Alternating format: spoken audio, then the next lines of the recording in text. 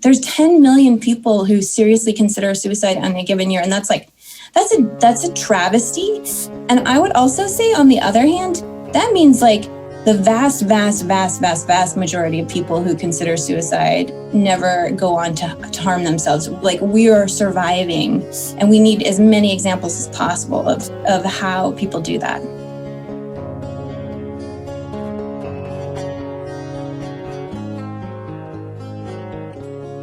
I'm Lily Cornell Silver, and welcome to Mind Wide Open, my mental health focused interview series. In honor of September being Suicide Prevention Awareness Month, today I am talking to Seattle-based clinical psychologist and suicide researcher Ursula Whiteside. She specializes in dialectical behavioral therapy, or DBT, and talks openly about her own experiences with suicidal ideation.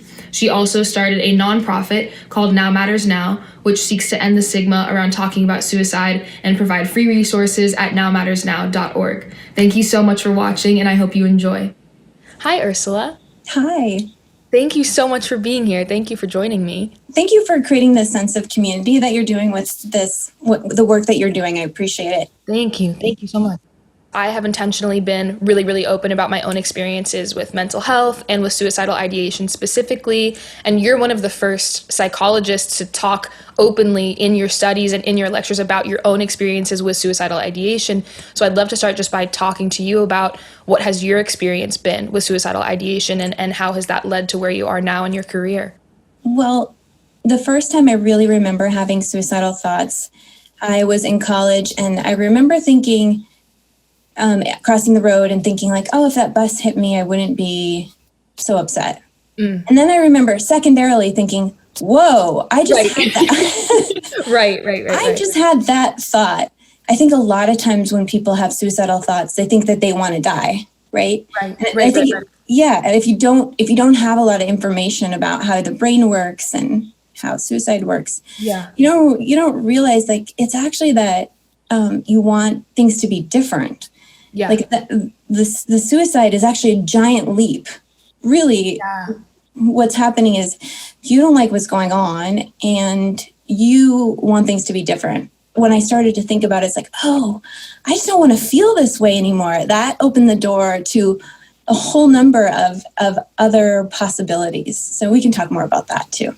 Totally. No, thank you so much for sharing that. And I appreciate your openness and honesty so much, especially as a psychologist, because I think that level of personability or like personalness can be missing when it comes to like studying mental health in an academic setting. So I think that that's so important.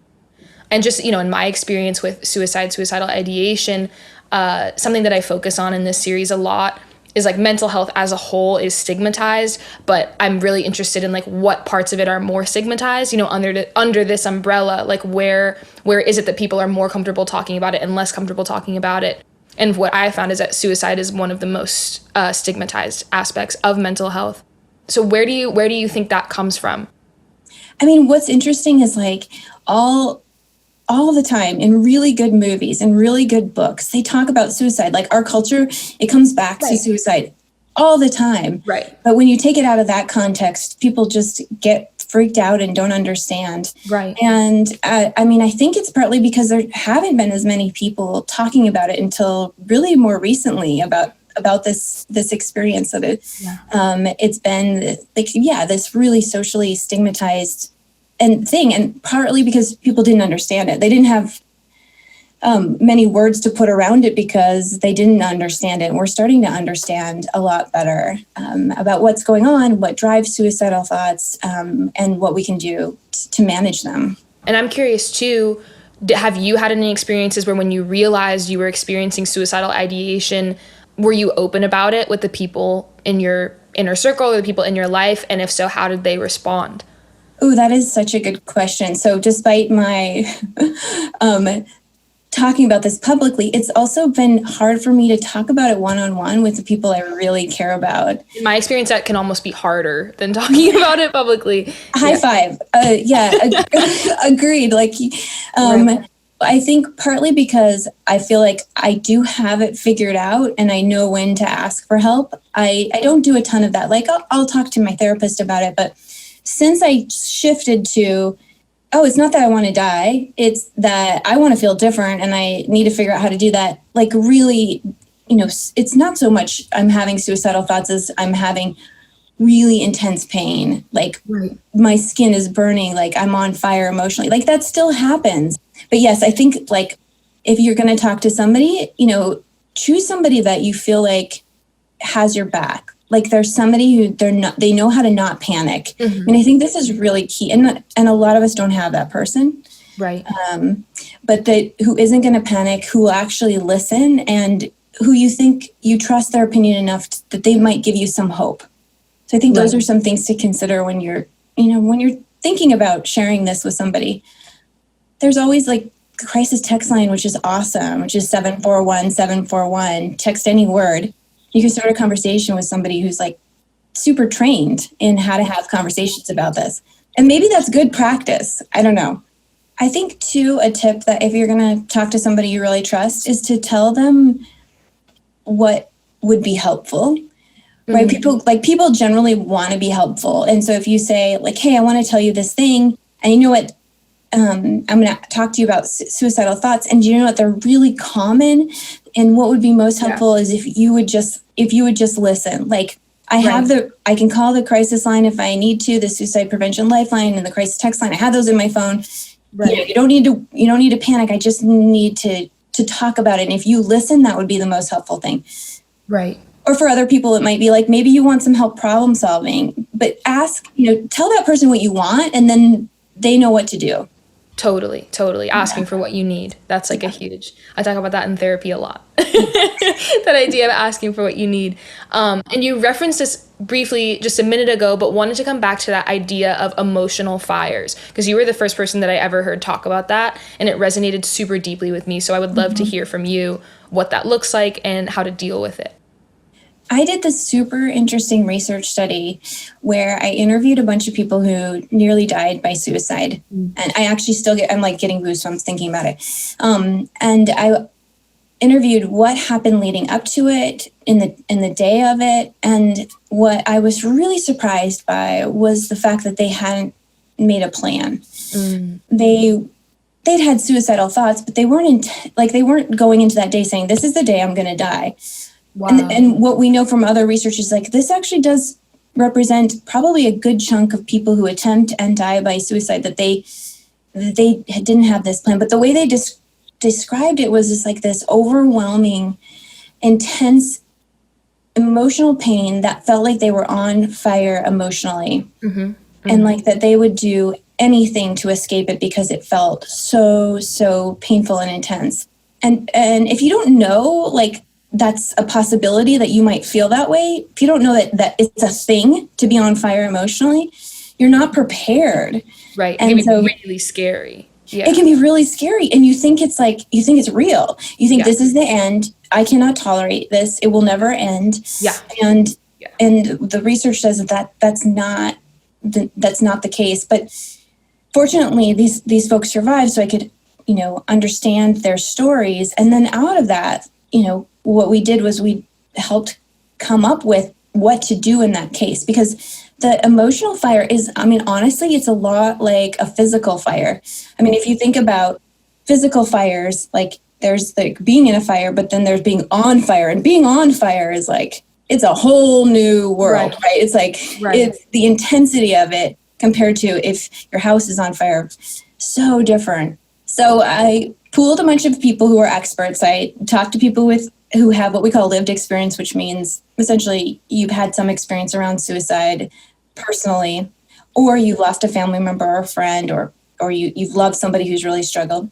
I asked a bunch of researchers in suicide and researchers in emotion and also crisis response workers, like what would be the stop, drop, and roll for an emotional fire, for being on fire emotionally. And so right now, this crowdsourced, expert-based guidance is 3 steps, and the first is to put out the fire with water. So a little bit about dialectical behavior therapy and DBT skills, but one of the strategies from that treatment is cold water, like putting out the fire, taking the oxygen out of the emotion. Right. Yeah, because there's something called the vagal nerve or the vagus nerve that runs throughout your body. And it's sort of like a temperature for how dysregulated or unregulated you are emotionally. And all that is to say is you can use cold water, putting your face in cold water for 30 seconds at a time, doing that on repeat, 30 seconds in cold water, out for 3 minutes. I'd recommend 5. There's something about that changes your physiology. Like, it's like, when your computer's not working, they say shut it down. Right. And restart it. Cold, which is so fascinating, is a way of shutting down your emotions, the physiology that's happening that's out of whack in your body. Wow. And resetting it. Yeah. Amazing. So that's the first step. The second step is a very practical step. And we should be learning all of these in kindergarten. Yeah. But it's really make no important decisions for 24 to 48 hours. Like if you're like topped out, like you're at 100 out of 100 in terms of your stress, you should like not make any important decisions. I can always do this. I can always kill myself later, for example. Right. Or for substance. Honestly, it's not something that can be something that a study I read is one of the most impactful things you can say to somebody who is, saying that they want to hurt themselves or kill themselves, is to say, what are you doing tomorrow? And then it kind of takes them out of that. Yes. Yeah. So I totally hear what you're saying. I'm glad you pointed that out too, because there is this like focus, like it's almost like a super focused lens where the rest of the world doesn't exist for a while. Right. When you're really, really upset, you get this like, I call it myopic focus on, and for many people it's on suicide. Sometimes for others it's on substances. Like that's the only thing that they see. And they need really powerful things to drag them out. So that's the third element, is to make eye contact with somebody. And that could actually be a pet. Like something, our eye contact is like one of the most powerful stimuli that we know of. It drags people out of whatever experience they're in. Mm-hmm. And so if you can find someone to make eye contact with, that can pull you away, even if for a moment, from that thinking about suicide and wanting to die and being so focused on it. So it's the cold, it's the making no decisions, and it's the finding someone and making eye contact. Those are the stop, drop, and roll. And that's, it's crazy to hear you say that, because in all the therapy I've been in all the DBT I've been in my own experiences with suicidal ideation, I haven't heard any of those. I have not heard any of those practices. So I am in full agreement with you that these are things that need to be taught from a very, very young age. I know that you specialize in DBT, so wanted to talk a little bit more about what that is, how that's helped you personally, and how it can help other people. Yeah. So DBT is dialectical behavior therapy, and the word dialectical is such a cool word, and it's a world inside. Yeah. It's like this idea that the opposite of one great truth is also another great truth. And in dialectical behavior therapy, let me give you an example. The opposites are acceptance of yourself and the situation that you're in and where you're at is necessary, but also change and moving on with your life and doing things differently is necessary. Both of those are necessary to build a life worth living. Like this, you need both of these things. They don't have to necessarily be an equal balance, but they're both necessary. If you're interested in trying to find someone who has some training, you can go on Psychology Today and you can look for DBT, and you can find some people who have had at least some training in it.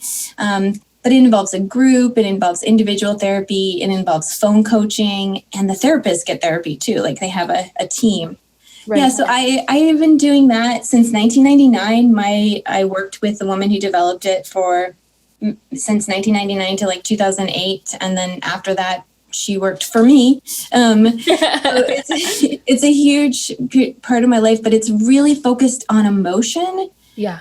And how to understand, learn, and manage and harness emotions. And there's these DBT skills, and that I'd love to hear, a little bit more about, DBT skills from your perspective, but they're really like, these are specific strategies. And it's taught in the form of a class. These are specific strategies that you can use to manage, harness, tolerate intense emotions, this intense stress, this when you're on fire emotionally or when you're in a fire emotionally. Mm-hmm.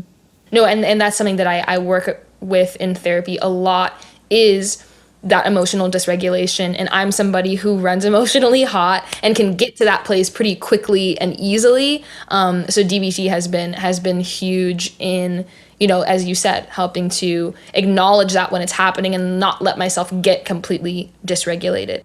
Yeah. Just for a second, I wanted to take it back to your personal experience.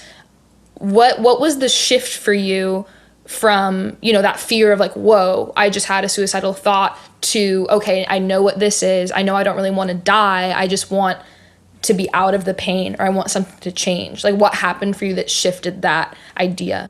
Well, I was really lucky. I heard about a woman named Marsha Linehan who developed dialectical behavior therapy, and you know, a really good mentor said, you need to go work with her. You're so interested in emotions. And this is really in line with what Marsha says. I think the second thing was that I started to understand myself and many other people as someone who runs hotter. Some of us just based on our biology, like how we came out of the womb, but also our history growing up, the traumas that we faced, and then current life circumstances, like we run emotionally hotter. And if you run emotionally hotter, oh boy, that's a beautiful thing, because so many wonderful things come out of that. Art comes out of that. Literature comes out of that. Right. Creativity. But also it can be really painful, and other people can't tell just by looking at you that you run hotter, and that you're inside, you're at a 70 out of 100 in terms of your stress when they're at a 30. Right. You look the same. I was just watching a video I made of myself when I went through a breakup, and I was trying to like make something out of the breakup. And I think this is what you're doing too, is like you're trying to make something out of pain. Like you're trying to like help others out of pain. One of the things I noticed about watching a video of myself is like I could not tell that I was in so much pain. And I think if you're somebody who struggles, you should check in with yourself, because you may think it's really obvious, but people might have no idea, because it may not be showing it on the outside. It's obvious. It's oftentimes not obvious. That's definitely been my experience. And, you know, when I think about like the first time I, you know, similar to your bus story, the first time I realized I was experiencing suicidal ideation, it came out of nowhere. You know, I had already been like kind of anxious that day, but I was like getting ready for bed, and all of a sudden just had a total flood of panic. And then that feeling of like, I want to die, and I'm afraid that I'm going to kill myself, or I'm afraid that, you know, the reality of it was I'm afraid that the only way to feel better is to die, is to take my own life. And that, you know, what you said about kind of losing that, having that tunnel vision, like losing that idea of that there is life outside of this. Because when you're in that moment, you feel like that's how you've always felt, you know, like that was my experience. When I was in that moment, I was like, I have never been happy. I have never felt good. And intellectually, I know that's not true, you know, but when your chemicals imbalance in that way, like you can't necessarily logically and rationally convince yourself that that's not true, because you're on emotional fire. Yeah, that's what we know about brains. Like they reach a certain level of stress, they just don't make a lot of sense sometimes. Right.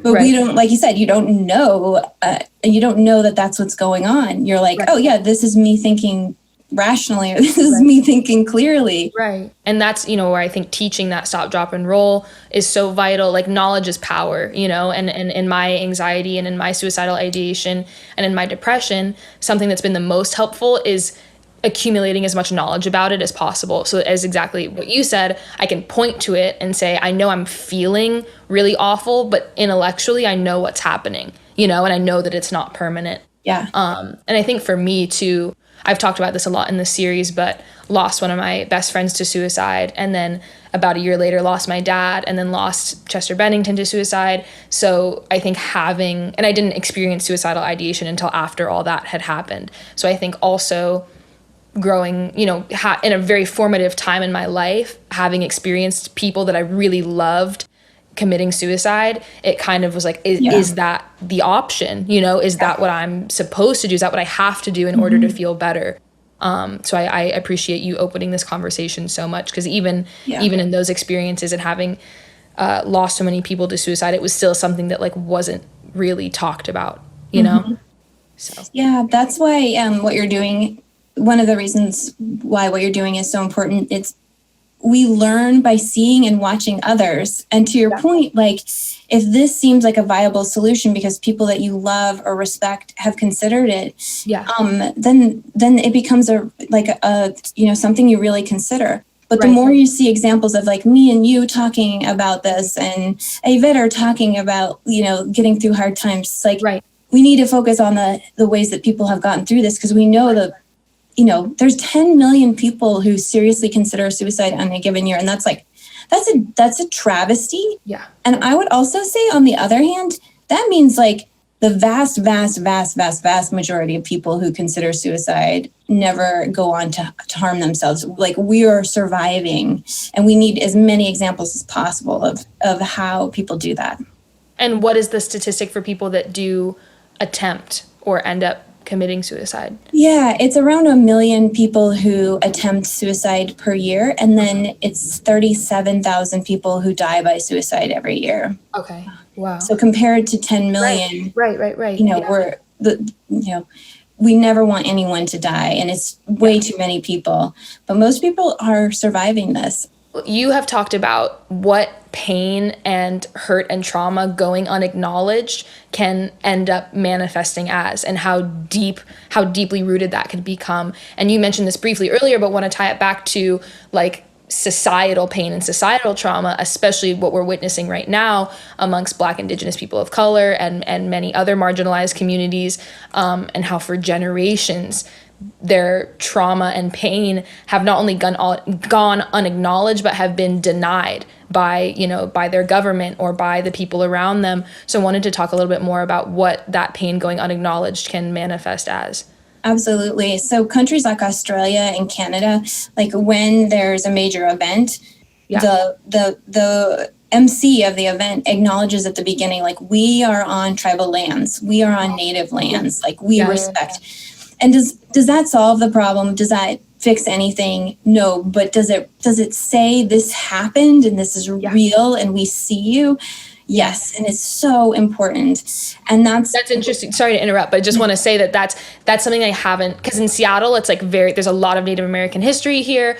And growing up here, it's something we kind of learned about in school. But in the last couple months, I've been to many, many Black Lives Matter protests, and almost all of the leaders and speakers will start their speeches by saying we are on stolen Duwamish land. Like, we're starting this by acknowledging. So I totally appreciate that. I'm so glad they're doing it. It's like, no, it's amazing. When we think about the enormity of like the trauma that's happened in our country, for first Americans or Native Americans and Black Americans, you just can't even, like, you can't fathom it. Like, you can't hold that, because it's impossible to imagine. Yeah.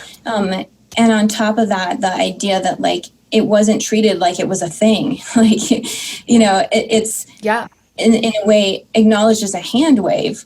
Right. My understanding and my experience is that when something traumatic happens, that's one thing. But when it goes ignored, unacknowledged, or you're told it didn't even happen, or you shouldn't be upset about it, well, that's like a whole nother type of trauma. And for some people, that's worse than the original trauma in the first place. And so when we hear things like, Black Lives Matter as a terrorist group, like, that is creating more trauma. Yeah. And when we say Black Lives Matter and we're behind you and we're going to show up, that is showing that you are seeing something that has happened.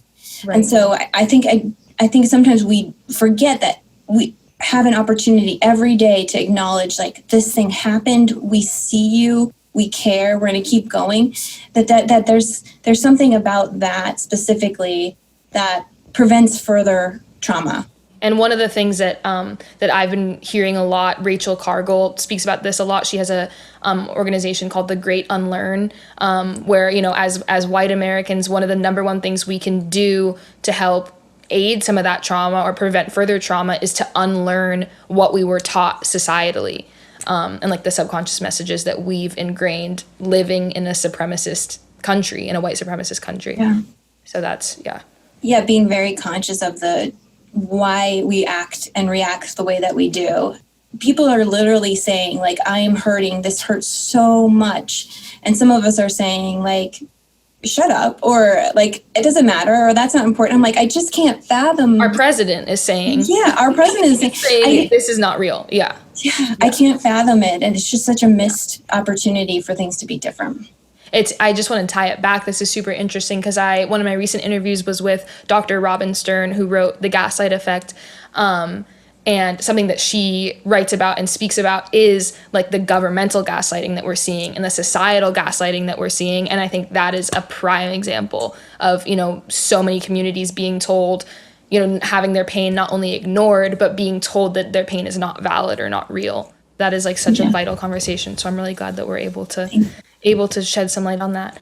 So one of my recent episodes was with a panel of my friends and peers, and we talk about, the kind of disproportionate generational trauma that we've been through, as like Generation Z and like young millennials. And, as you said, like how much has fallen on us and how much pressure there is. So I've had a lot of friends, feel like kind of hardened and cynical, but also experience suicidal ideation because it's like, what is the hope? Like where am I going to go? What's the point of trying to make an impact or feel good personally if the rest of the world is going to shit, So I think that's like a huge part of what many of us are feeling. Yeah. And I wanted to touch on as well the idea of loneliness and how that can lead to suicide and suicidal ideation, and especially now, in the pandemic when isolation is necessary.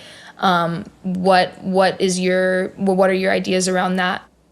Yeah. Okay. So there's this thing, and it actually has a lot of research behind it, but there's something called caring contacts or caring messages. And this research study was with people who were in a psychiatric hospital and for suicide-related reasons, and they left the hospital. And then half of them got follow-up messages, like very short, simple messages mailed to them, like, we're thinking of you, drop us a line if you'd like to, we'd love to hear from you. Sent over time, and that they reduce the risk of suicide by 50%. Wow. So, oh my God. So, for your friends who are having suicidal thoughts, your messages matter. I send caring messages. So when I am feeling really disconnected, I'll send these caring messages to other people, and you don't ask for something, like you're not asking like, are you okay? You're not asking like, have you been going to therapy? Right. It's just like, I'm thinking of you and I miss you, and something personal. But I'll send those, and I feel different after I send them. I try to send them to people I might think might be going through a hard time or just that I miss. I remember going through a breakup, and I had idealized this person, and looking back, I'm like, I don't really understand. I don't get it. Like, we've all been there, sure. Like, what? I don't know. What? But I was like, thank you, I appreciate it. Yeah, like, so, I don't know who knows what was going on, but I just remember like feeling so much pain that I didn't know how to articulate it, and it was almost like I was paralyzed. Like I couldn't function. And sometimes what it felt like is like my brain was I was being whisked away. Like I was like kind of being sucked into darkness. Like maybe it was my brain's way of like coping with the pain or something. But that was definitely a lonely time. And maybe you can describe your experience too, but it was almost like everything was black around me. Like it was like covered in black. And when you're not feeling that way, it's super hard to remember even. Totally. No, yeah. totally. Yeah, what it feels like. I think for me, my suicidal ideation came in the wake of like a lot of grief and a lot of trauma, and was definitely experiencing PTSD and didn't know it.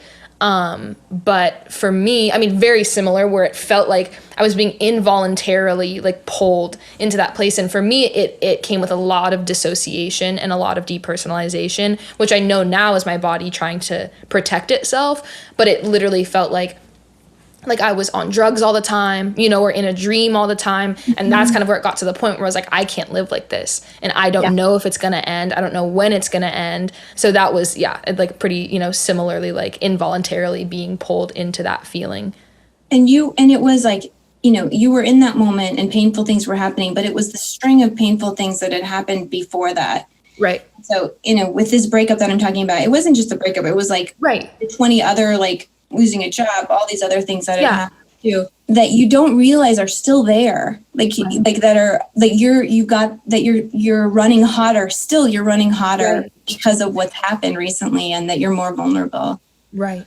And sometimes you can't or maybe all the time, you can't predict when it's going to happen. And that's right. Yeah, that's why it's so important to know ahead of time. Okay, when that happens, or if it happens, here's what I'm going to do. You know, this is what I'm going to do. Not make any decisions. You know, totally. You created a nonprofit and a website called nowmattersnow.org. I think it's so amazing. Would love to hear more about that from the creator's perspective.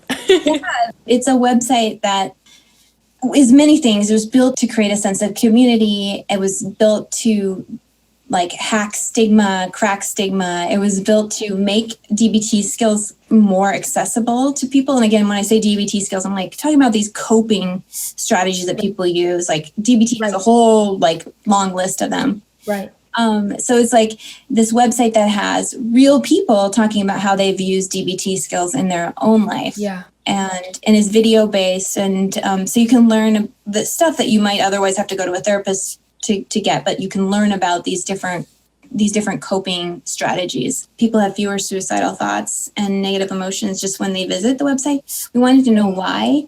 Yeah. And they said it's because they learned something, but even more like touching is that they felt less alone.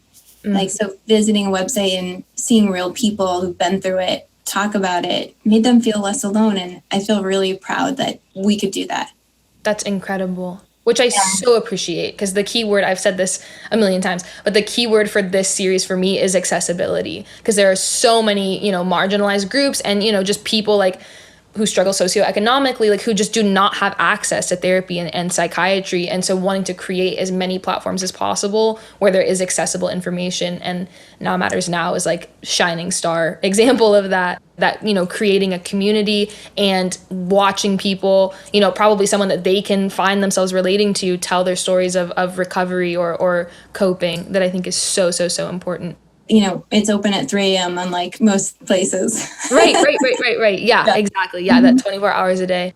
I really appreciate being able to have a platform where I talk about like I don't like the notion that like, oh, I'm fixed, you know, somehow like that I've fixed myself. Like I don't have anxiety anymore. I don't have depression anymore. Like the reality for me is that I still struggle with these things on a daily basis. You know, I still take medication. I do DBT skills. I meditate, I whatever. And I think it's like the most important thing about what you're doing, and, you know, something that is really near to my heart and what I'm doing, is saying like, I still struggle with these things every day, and like I'm happy for the most part, you know, and like and this is how I get through these things and how I've integrated them into my life and how I live with it. And so that kind of shows people and like can inspire people to be like, okay, I can live alongside, you know, these things I struggle with, and that they aren't me, you know, they're just things that I deal with and they can be dealt with. It's not impossible. Yeah, I'm really glad you said that, because I think you go see a therapist if you're lucky enough to be able to go see a therapist. Right. You look at them and they look like they have their life all together, but you know, we're all freaking human. Yeah. And, you know, like I'm with you, Lily. Like I struggle and I'm also happy. Like you know, it's like, okay, this day is hard. All right. What am I going to do? Okay, I'll do these things to manage it. I'll use these strategies from DBT on the Now Matters Now website. And sometimes life becomes more meaningful and more rich because of the struggle and because of the getting through the struggle. What is something that is giving you hope right now? I'm really excited right now because I'm creating, and Lily, I've told you about this, but like I'm creating a group of ambassadors for Now Matters Now, who are my young ambassadors, who they're going to talk about how they got through hard times and what they did to cope and what their advice is for other people to help them get through it. I'm just excited to like add those voices to the website. That's one thing that brings me joy right now. Amazing. That's awesome. Well, thank you so much for being here, Ursula. Thank you. What you are doing is something that I really aspire to do, and opening that conversation and making it accessible. So thank you so much for being here. It truly means so much to me. Yeah, well, likewise, it's been a real pleasure, and thank you for having me. Of course.